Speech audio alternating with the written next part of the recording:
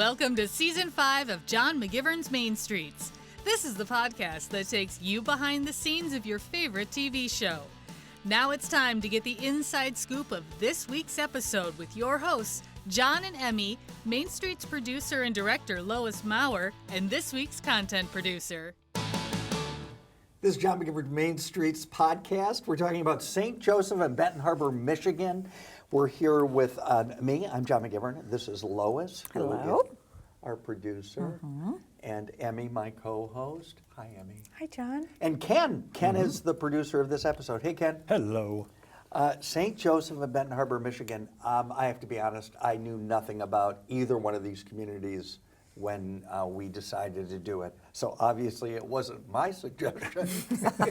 Who decided on these? How did we come to this one? I mean, in Benton Harbor, you've heard of it, but you don't know why it's, what it's, I mean, I didn't, and I'm not from Michigan. Yeah. And if you remember, we needed to find something, we wanted on the western side because we wanted to take the Lake Express over so that we didn't have to drive around Chicago again. Oh, right. So we were like, all right, if we take the Lake Express, where do we land, and then what's right kind of in a reasonable area? And St. Joe's right there. Yes, and now I'm remembering my girlfriend Jess, who lives in Michigan. I had asked her, Yes. Benton Harbor wasn't, but she had said St. Joseph, and I had never heard of it. Right. She said it's great, all sorts of little cute shops and cute things, and And it's really connected to Benton Harbor, so you really have to do both. It makes the most sense to do both stories together. There we go. Thank you to Jess. Right, I forgot about that. Thanks, Jess. And to cross that bridge and get over to Benton Harbor from St. Joseph, we made our way to a place called Houndstooth Restaurant, which will be a place I'll always remember. And the chef there, chef owner Cheyenne Galbraith, what a great segment this is going to be. Oh, it is. It's already a segment. It already aired, remember? But it was delicious. I mean, when we went for the site survey, let me just have you try this. It's already aired. I gotta watch TV every once in a while. I want you to describe the Japanese milk bread to me. Delicious. Because I can't quite wrap my head around, is it like, I don't even, like cornbread? Milky cornbread? It looks like garlic bread. It's square and it's real fat, but it's made in Japanese milk bread isn't raised with yeast or something?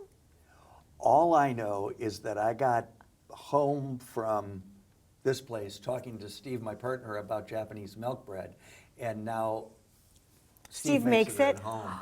Oh my goodness. Yeah. So is it sweet or is it savory? No. It's like any kind of bread that you want, like that you have, except there's a texture to it that's different than a raised yeast bread. Cheyenne described it as cotton candy in the middle. Kind of melts kind of in your mouth in the middle. Oh, okay. So kind of airy, kind of like the Yes. donut that has a lot of the air in it. And then she does on one side of it, is it bean curd? A bean curd. And dips it in chives. I think those were chives. It's gorgeous. Gorgeous. Wow. It's It's beautiful, gorgeous. and it tastes great. It's a huge seller at this restaurant. Steve, this is okay. This is people are like, what is this? Steve makes rolls out of them, and we put hamburgers in between these Japanese. It's like at the state fair. Okay. Is there a stick to them? Yeah, and deep fry it. It's like fair food. So you go home, you tell Steve this story, and he's like, I'll make that for you, sweetie. That's exactly what happened. You know it. Has he ever made this before? He's never ever called me sweetie. Just so you know. Okay, sweetie. That's just a man. Can you imagine, Steve? I know because you're a mom. Because I call my kid sweetie and you call your kid Yeah. sweetie. It's just a I call thing. everybody sweetie. Sweetie, no. It doesn't happen in our house. Okay. So he's like, I'll make you this bread, John. Because we're rugged. Right, No, you're rugged bread Oh makers. no, you're not. But anyway, yeah, no, it's good. She is a personality as well that should have her own television show, and Although she was really nervous with you at first, you remember? Because it was like, wait a minute, why is she nervous about Well, John's this? pretty intimidating. Is that it? really scary. Well, she didn't know until you start talking. But she had intimated to me that she's like, oh boy, I hate doing this stuff. And I'm like, oh my gosh, Cheyenne, you're going to be so good at it. And you know what? She was so good at it. She was. And you know how I get. Just what she has accomplished intimidates me. Right. So I go in there and I'm kind of like, oh God, I hope she likes me. I hope that I can. It's so funny. That's what you think? Always. I don't know if I ever knew that. It's really kind of sad. It's a little insecurity he doesn't talk about often, Emmy, but Except on a It podcast. doesn't make sense to me. well, because haven't you ever met an expert in something? Sure. You know that they're an expert at it, Right. and then but so you feel like, oh, they're going to know that I'm a fraud. I don't Right. know enough of this. You're going to ask some stupid question, and they're, oh. Exactly. That's Yeah, not but your that- fear? No, Oh, no, my and Lord. surprisingly, I'm shocked that you would be afraid of that. but you know so much about so much, so that shocks me that you, because your job is to go in there and just ask them questions so they can talk. Well, That's funny. I don't know. But anyway, it's not really all about Moving me on. unless you want to keep talking about me. Then he's up for the challenge. Then I am up for the challenge. But talk about a place where I felt incredibly not knowledgeable. Oh, I we know went to a this. place called Lico, or was it Laco? Lico, I think. Yeah. Lico. So it was. It makes instruments that determine the composition of material. Scientific measurement instruments, okay? Okay. They're all chemists. They're all 12 times smarter than anybody on that crew. Scientists. And they're like, the girls we talked to were like 17, and me and John are like, Compared oh to my us, God, they were yes. 17. And so smart, and they're talking about the molecular value of the stability. And I watch was like, how we what? use this instrument, and what we will do, we will have a combustible. I'm like, did it combust yet? I didn't know. Like there was a little. Oh yeah. No. And no. in the middle of it, you got to know this. As somebody who does what we do, like talk to people for, like, how do we fake it? How do we? I all mean, I with- want to say to them is like, I have no clue. No, that's when you just say, you are so smart. You should be really proud of yourself. That's what that is. and then just because walk at out. the end of this episode, he said to them, "You are very impressive." That's what that is. His own insecurity coming bubbling to the Yes. top again. 100%. No, it's saying, I can't compete with you in this arena. So you have won. Here's your prize. Exactly. I'll be going now. I gotta go. That's what that is. Right. Was it good TV though? Because Was it good TV? sometimes those people Yeah. can be hard to relate to. Oh no, Oh, these no. two girls were great. It's not, Easy. in this case, it's not the people, it's the visuals, because everything that happens inside of an instrument happens inside the instrument. Yeah, it's so hard you're to- You can't kind of see looking it. at it going, oh, it So just you're not did talking this about like a magic. clear beaker, did. type thing. Right, but there's, it'll draw a chart on the, on the computer. And they were like, look at where it's at now. I'm like, Where should it be? this is good. Yeah. Wow. But they were impressive, and the place is, you've never been to a cleaner place. I mean, that should have made you really happy. It was so clean. It was so clean. Yeah. That's the way to his heart right there. I loved it. It was so I clean. thought when you said someplace you were intimidated, you were going to talk about the House of David. How did we get in there? Yes, how did we even find out about it? Because we didn't know about it when we arrived in town for the site survey. So there's this little sign that said House of David, and I was like, oh, what's that? Oh, never mind. And then we drove on, and then, we were driving past this big complex of buildings. And And it we're like, was well kept Yeah, right, wasn't overgrown. and gated and locked. There's nothing that says I want to get in there more than a gate with a lock on it. Right. Wow. So what is this place? So, Yeah, Marcy from the Visit Southwest Michigan was helping us out, and we said, could we get in that gated, locked place sometime in the next 24 hours? And we're like, this is never going to happen. And then she texted that night, got you in tomorrow, and you Yeah. can meet the guy. And we didn't know what we were getting into, what this place You was. had no idea. No. But you knew you no. wanted to get in there. Well, Yeah. I mean, because the House of David, if you Google it, I Googled okay, it that night. Google then, it, yeah. yeah. Yeah. It is no longer an active religious organization. At one time, Emmy, it was a religious compound run by a prophet and his wife, and people, it was a true commune, would join this, you know, I'm going to use the word cult. They're going to use the word organization. Okay? Sure. You would join this organization and give them all of your earthly possessions. You gave up your way of life, and everything was provided by the commune. Now, here's the most fascinating thing, I think. They were incredible business people. They had more businesses operated out of this commune, not just farming, which they did, and preserves, which they did, and I mean, they had every trade you can imagine. They ran an amusement park for the public that was incredibly popular. People would take the boat over from Chicago and come to this amusement park. It's something straight out of a 1930s novel. I am telling you, it was like, you've got to be kidding. And there's footage. There is old film footage of the trains going around and the people. So this wasn't like a religious group that kept their doors locked. Yeah, and you'd never interact with them and all that. No, they were everywhere. They were all over that town, making money. And the baseball making team. businesses. Oh, Oh, they now had a that. baseball team. Right. Yes. But these guys don't shave because for biblical reasons. So it's the baseball players with huge long beards. They're famous for that. Wow. They were sort of the Harlem Globetrotters of Cool. baseball, of traveling baseball. Is their brand. Yeah. They called it barnstorming, and they Right. different. I mean, you think about this is before like TV and before other pastimes. So they would literally go around the country and play other teams, and you would come watch. And they filled the stadiums, and they have a picture on their website of one of the House of David's guys with Babe Ruth. And I'm like, okay, you've made it when Babe Ruth takes a look at you. You know, it was amazing. Wow. But the guy who started it, him and his wife, Benjamin. Benjamin. Purcell. Now, there are stories, community stories, and rumors and Oh, yeah. conspiracy sort of theories around him and his ways and what he did behind closed doors without his wife, but with somebody else.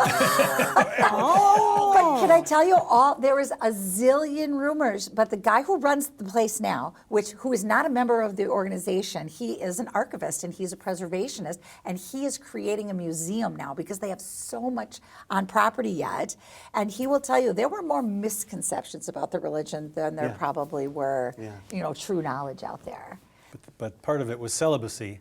So you didn't really continue on this commune.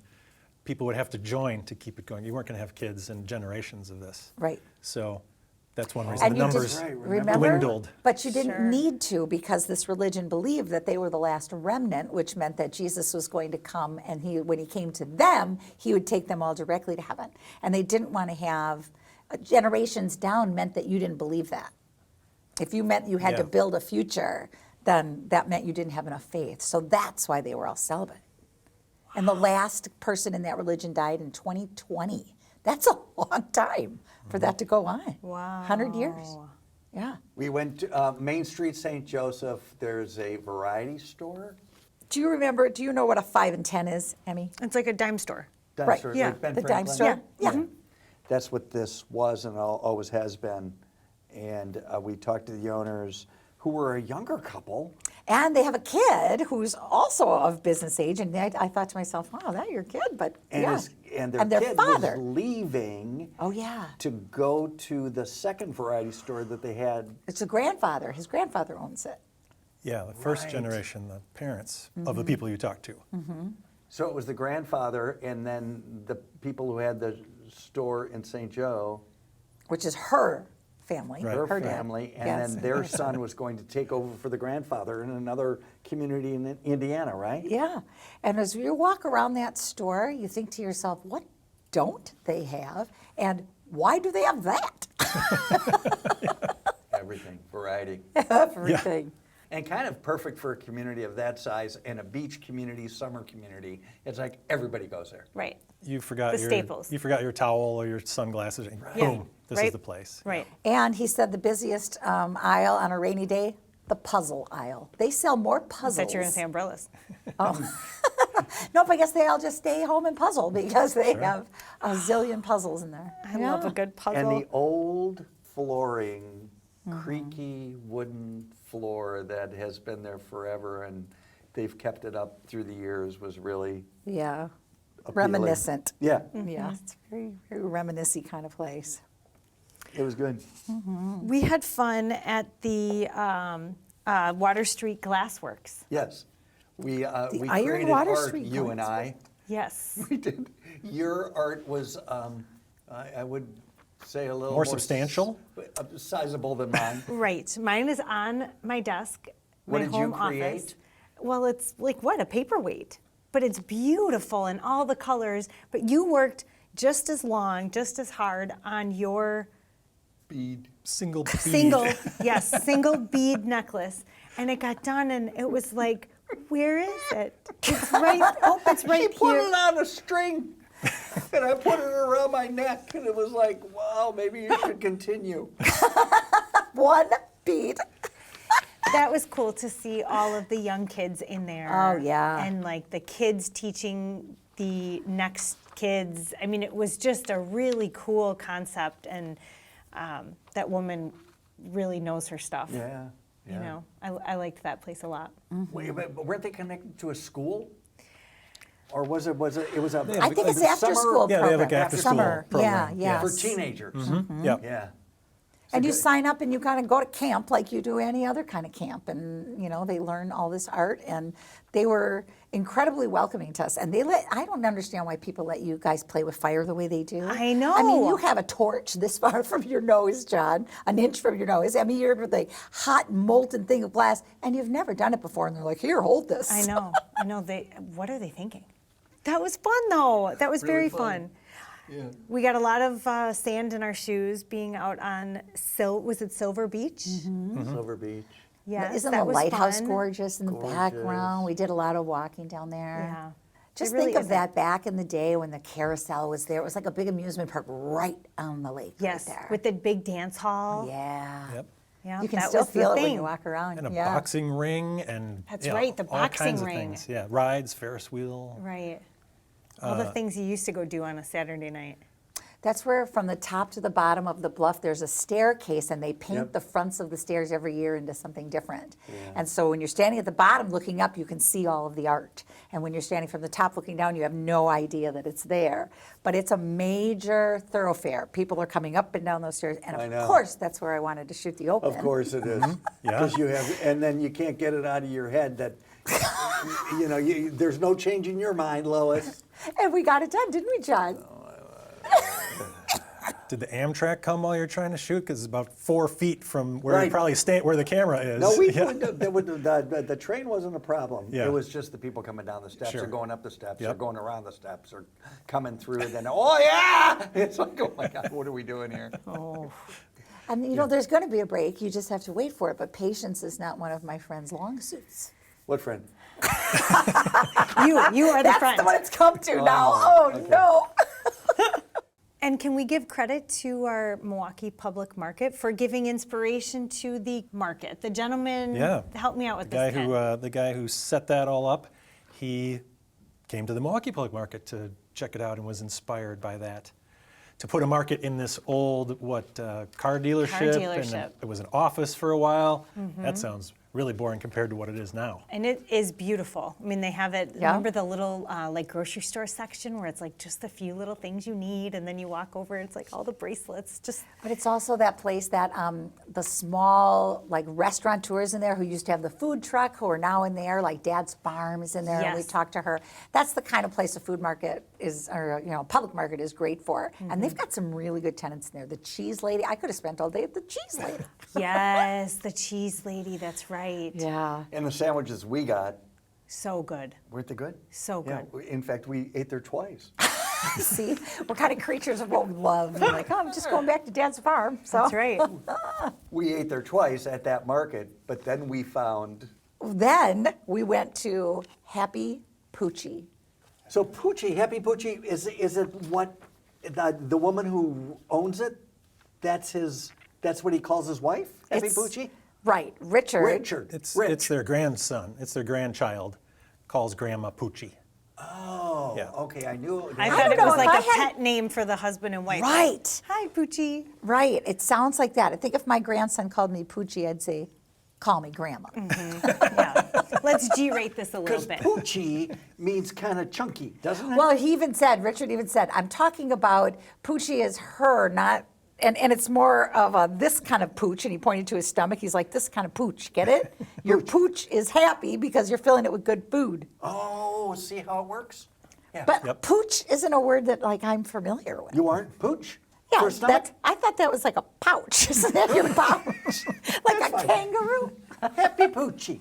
Happy Poochie. Well, all I can tell you is it sure made us happy because that is some food. That is some great food. And Yeah. great art. I noticed it right away when I went in there. They have a series of pictures of art all over their walls, and I fell in love with it. And I started taking pictures of the pictures because I like to use Did them you as buy screen. one? No, did she sell it? No, she wouldn't sell me any of them, but I And- wanted to buy them. But well, I then didn't you know could they take were Was she the pictures. artist? Yes, She was the artist. She's the artist, and I didn't know. So I'm Oh. taking pictures, and she's like, "What are you doing?" And I said, "These are gorgeous. Is this a local artist?" And she goes, "No." And I said, "Oh, it's a national." And she said, "No, it's me." I was like, "Oh." I said, "Even better." 'cause What a that- compliment you gave her. Oh, she was such a dear until I asked her to buy them, and then she was not so lovely anymore. No, no, I'm kidding. She was terrific, and the food is unbelievable. But you liked Richard for a whole different reason. He was a car designer, and he worked for Ford, and he was the architect. And designer of, The Ford Flex. that's it. And you guys went on about the Ford Flex. Can I tell you, it's your favorite car. Well, it was my favorite car until I just bought a new car. Oh, I know. I saw it again. It's beautiful. So now it's, but Ford Flex, in fact, we always say, if we say something about something, if Lois and I say something over this 20-year relationship about something that we don't know about, and then she says something, then that's it's like she pooped in the well, is what we say. Okay. So she pooped in the well about the Ford Flex with me. I said, I was in the middle of a car saying, I think I'm going to get a Ford Flex, and she was like, I don't like that car. That car is too low, and it's like, and I was like, Too oh, boxy. I guess I won't get it then. Can't believe you didn't get it. What am I doing? Well, we've run into Rich, who is the designer, the first and the main architect of the Ford Flex, and we talked. Did you? Yeah, I scrubbed through that. Yeah. We like shut up about the Flex editing. The poor editor had to deal with But that. Rich drives the Ford Flex, the exact model John likes. So a lot of our time was 2019. spent in the parking lot. Yes. Wow. And All these so backstories. as an architect, as a designer, you could see his eye and his taste and his style in the restaurant. So everything that had to do with anything that was visual in that restaurant was his. And he's kind of brilliant, I think. So, And the menu is Poochie, and can I tell you, that's the best salad I've ever had. Poochie. I'm going to put it on my list. Yes, before we do our fan shout out, I got to do my historian shout out because Kate Ulray in town was super helpful on this episode. We got in touch with her and she gave us history of the lighthouses for your segment, Right. and the cemetery and the historic houses in town and all that good stuff. So thank you, Kate. It was another time where, an invaluable person in town really helped make this episode happen. That's darling. We also want to say thank you to Patrick Panka from Plymouth, Wisconsin. That's a lot of P's. He is our fan shout out winner for Thanks, Patrick. this podcast. Thanks, Patrick.